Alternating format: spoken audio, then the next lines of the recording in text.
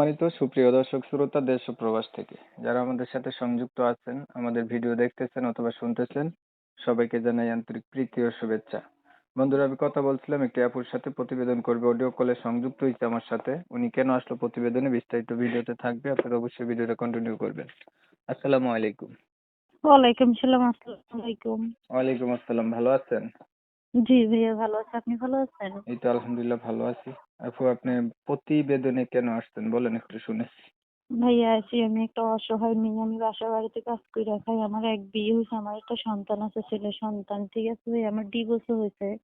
কারণ আমি চাই একটা একটা মনের মানুষ। আমি তো আর ভাইয়া বিয়ে বসতে পারবো না যতক্ষণ তারা আমার বিয়ে কোনোদিনও করবে না। তো সেই জন্য চাইতেছি অনলাইনে নাম্বারটা দিয়ে বিয়ে, আমার যাতে বিয়ে হয় এখানে। আচ্ছা, আপনার হচ্ছে বিয়ে হয়েছিল, একটা বাচ্চা আছে, স্বামীর সাথে ডিভোর্স হয়ে গেছে, আপনি বর্তমানে জি, থাকেন কার কাছে? বর্তমানে আম্মুর সাথে আছি। আমরা বোন দুইজন, আর আম্মু একজন, আমার ছেলে একজন, 4 জনই আছি। আপনার বাবা নাই? না, আমার আব্বু নাই, আব্বু মারা গেছে। আচ্ছা, আপনি কি আগে কখনো প্রতিবেদন করছিলেন? না ভাই, এই প্রথম আইছি মানুষের দেখা দেখে আর কি। তো যেহেতু আপনার বিয়ে হয়েছে, তাহলে বিবাহিত পুরুষরাই আপনাকে বিয়ে করতে চাইবে, তাই না? জি। অবিবাহিতরা তো আর আপনাকে বিয়ে করতে চাবে না। কারণ না বিবাহিত না, লোক যদি বিয়ে করতে চায় বা বয়স বেশি কোনো লোকে, আপনার এই বিষয়ে কিছু আছে মতামত? আমার কোনো সমস্যা নেই, কারণ আমি একটা বিয়েতে, কারণ যদি পুরুষ মানুষ যদি খাওয়াইতে পারে, 2 বিয়েও চালাইতে পারে, সমস্যা কি তাতে আমার? আচ্ছা, আপনি কি করেন? আমি ভাই বাসা বাড়িতে কাজ করে খাই। তো আপনার বিষয়টা আমি একটু ক্লিয়ার করতেছি। দর্শক শ্রোতা শুনছিলেন, এই আমার সাথে কথা বলছিল সুইট মিষ্টি কণ্ঠের অধিকারী আপুটি হচ্ছে বিবাহিত, ওনার একটা বাচ্চাও আছে।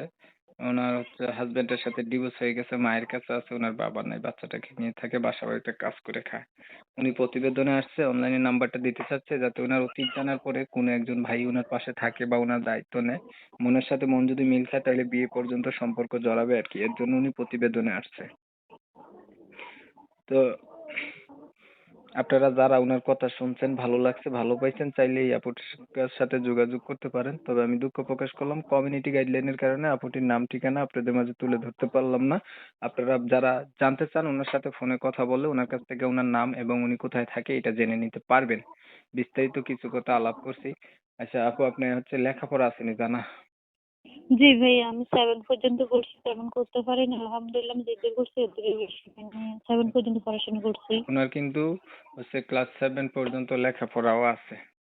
এখন আপনারা হচ্ছে যারা যারা ওনার সাথে কথা বলতে চান করতে পারেন। আর কিছু বলবেন? না ভাই, আমি আর কিছু বলার নাই।